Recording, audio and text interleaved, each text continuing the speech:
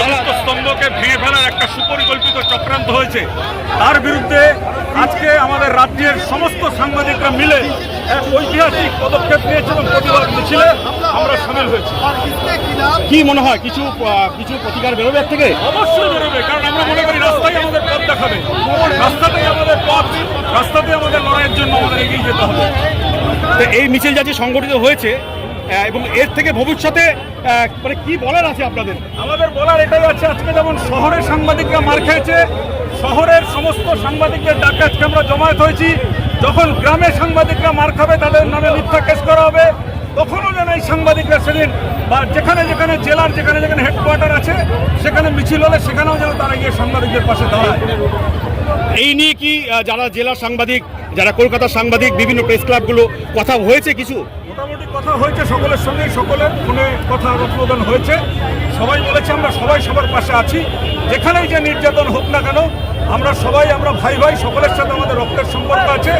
একজনের ওপর অত্যাচার হলে আমরা সবাই মিলে সেখানে দাঁড়াবো। দাদা, বিগত জামানাতেও সাংবাদিক আক্রমণিত হয়েছে এবং এই জামানাতেও আক্রমণ হচ্ছে সাংবাদিকদের উপর, কি বলবেন? বিগত জামানায় হয়েছে, এই জামানাতেও হচ্ছে। সাংবাদিকরাই কেন? দেখুন, রাজনৈতিক নেতা যারা থাকে তারা হচ্ছে বিভিন্ন কাজে বিভিন্ন সময় আমাদেরই কিছু সাংবাদিকদের ব্যবহার করে। তারা যখন তাদের পক্ষের খবর করে তারা বন্ধু থাকে, যখন নিরপেক্ষ খবর করতে যায় তখনই তাদের উপর হামলা হয়। সেটা ও সরকার এ সরকার বলে কেউ নয়।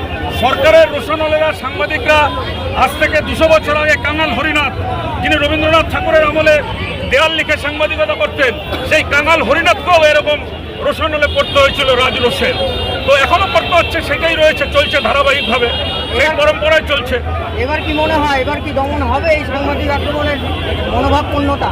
এবার আজকে যেভাবে সাংবাদিকরা উপস্থিত হয়েছে, সারা রাজ্যের সমস্ত সাংবাদিকরা আজকে এখানে উপস্থিত হয়েছেন, ছোট বড় যত মিডিয়া রয়েছে সবাই উপস্থিত হয়েছে।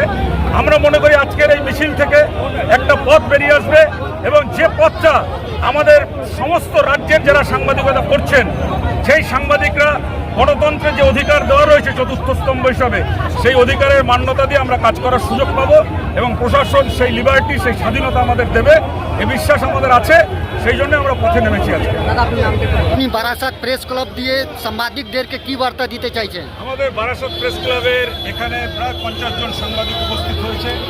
এছাড়াও আমাদের যত উত্তর 24 পরগনা জেলা থেকে প্রচুর সাংবাদিকরা এসছে, আজকের এই মিছিলে পা মিলিয়েছে এবং আমরা মনে করি যারা মার খেয়েছে তারা আমাদের ভাই, তাদের সঙ্গে আমাদের রক্তের সম্পর্ক আছে।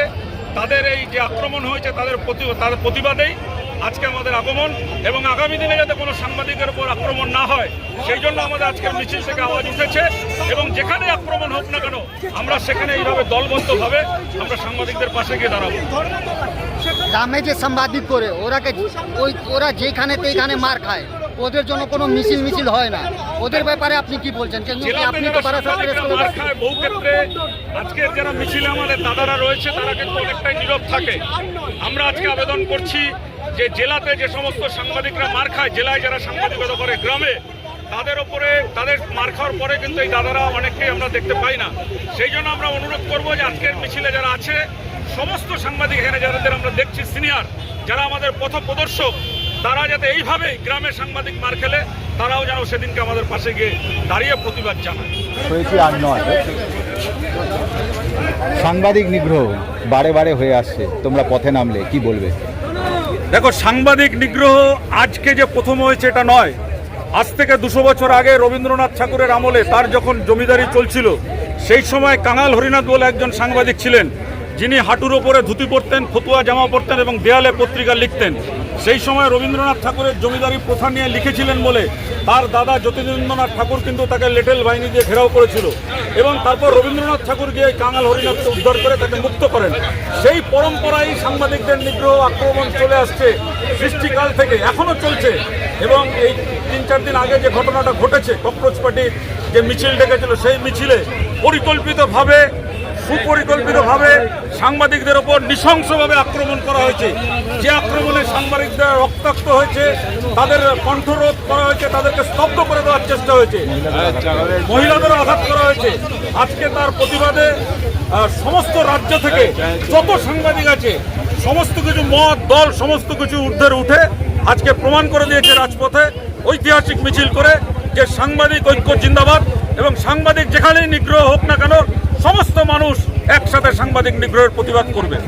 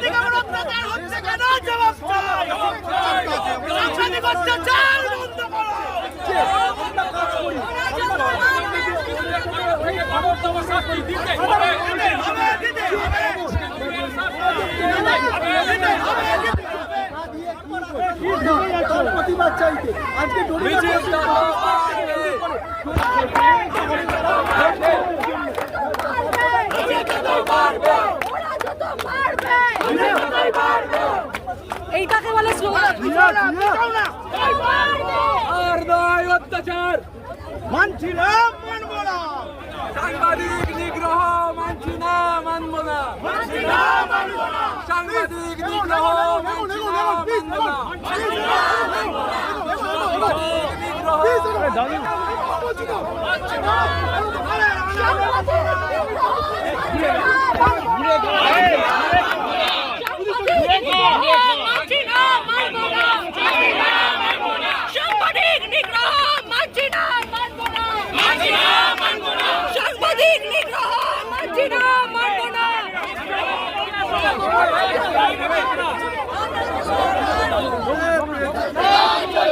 মিছিলের নামে গুন্ডামি চলছে না, চলবে না।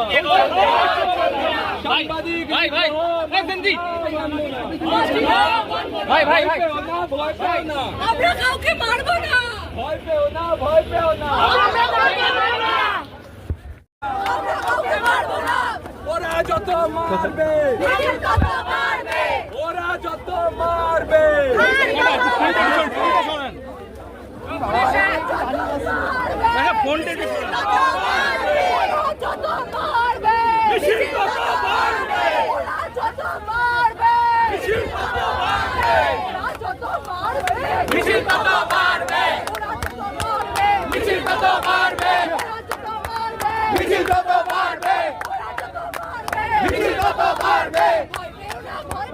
আমরা কাউকে মারবো না, আমরা কাউকে মারবো না।